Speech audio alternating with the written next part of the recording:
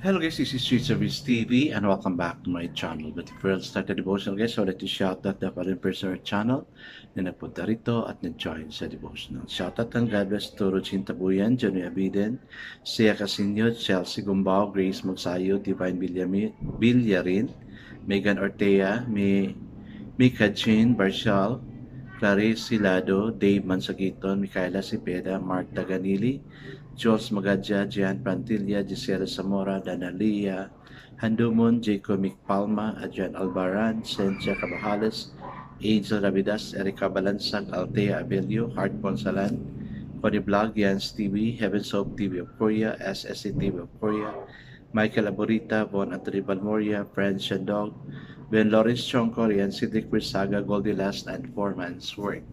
Shoutout na rin sa mga hindi nakisabay na manood sa devotional but still nagpunta pa rin dito para manood at makinig sa devotional. God bless us all guys.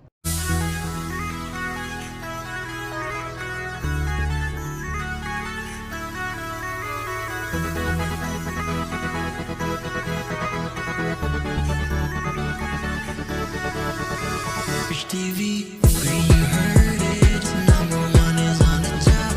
Good advice is they'll never stop. Fish TV, when you heard it, number one is on the top.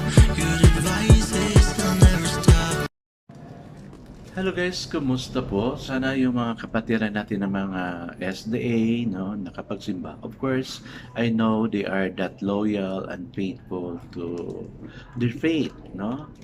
Nainggit na ako sa inyo kasi yung worship nyo is really whole day, no? But yung iba, 2 hours lang, napagod. But I congratulate all our SDA brethren na andito ngayon. Hi guys, let's not proceed to our devotion. Let's open the Bible to Isaiah chapter 29 verses 17 to 24. And still guys, I'm using the devotional study Bible because the words used is so simplified na maintindihan talaga natin. Okay, the word of the Lord in Isaiah chapter 29 verses 17 to 24 says, in a very short time will not Lebanon be turned into a fertile field, and a fertile field seems like forest. In the day the deaf will hear the words of the scroll, and out of gloom and darkness the eyes of the blind will see. Once more the humble will rejoice in the Lord. The needy will rejoice in the Holy One of Israel. The ruthless will vanish, the mockers will disappear, and all who have an eye for evil will be cut down. Those who with a word make a man out to be guilty, who ensure the defender in court, and with false testimony deprive the innocent of justice. Therefore, this is what the Lord who redeemed Abraham says to the house of Jacob. No longer will Jacob be ashamed, no longer will their faces grow pale. When they see among them their children, the work of my hands, they will keep my name holy. They will acknowledge the holiness of the Holy One of Jacob, and will stand in awe of the God of Israel. Those who are wayward in spirit will gain understanding. Those who complain will accept instruction. Amen. And amen. I guess let's not pray. Father God, what we just read is truth and goodness versus wrong and sin. Father God, we always receive bad things, even bad habits in our life, but it was being criticized. We're not happy about this. Lord, it is our weaknesses or weakness, and we pray to please help us to become victorious against the weaknesses we are having to. Father God, thank you, God, for sending forth those who are here. May you continue to bless them. Thank you for conducting them to come and join this devotion. Bless us all as we listen to your word. In Jesus' name we pray. Amen and amen. So the focus verse for this evening, guys, is found in Isaiah chapter 29 verse 24, and it says, those who criticize will accept instruction. Sana naman. Kasi yung minsan doon tayo nakakamali. Yung kinokorek natin sila pa yung nakikipaglaban. Although alam naman nilang mali, pero hindi. they fight against us, they retaliate to us, no? Pero yung mga knowledgeable talaga with God's wisdom, they will accept instruction and that would lead to transformation. So the title for the devotion for this evening, guys, is Criticism of Greatness.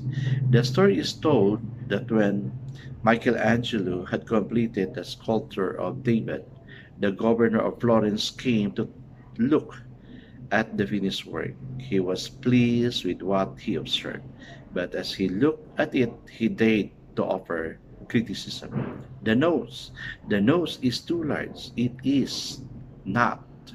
O, diba? Michelangelo looked carefully at David and quietly answered, "Yes, I think it is a little too large."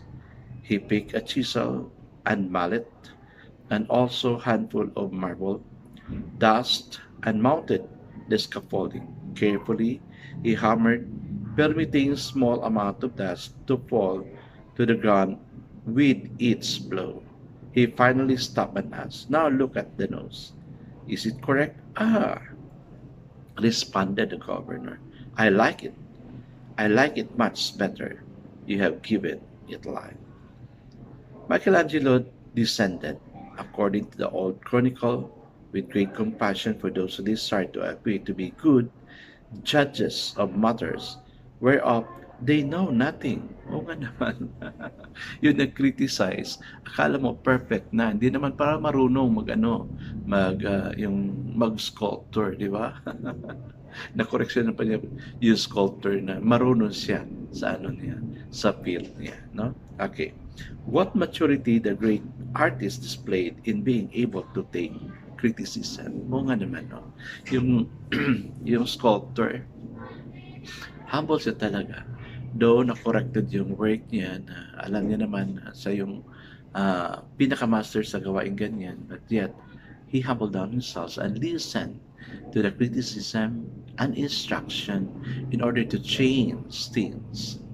At ano nangyari? Well, he was pleased by man. What maturity the great artist displayed is being able to take criticism.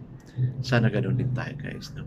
We can take criticism. One thing wrong with us is that when we are being criticized, we really retaliate. No? We really retaliate, answer back. O, diba? Hindi talaga nagpapatalo. And that's pride. What about you? With the Lord's help, we can reject negative criticism and accept creative criticism. O, diba? By God's grace, we can really handle things. By God's grace, we can really handle criticism because God humbles us. Guys, again, I say, God resists the proud and gives grace to the humble. Wala talagang mawawala if you humble yourself down, but instead, God would bless you more. Diba? Kaya guys, no, let's humble ourselves down before God and He will lift us up. I guess let's now pray.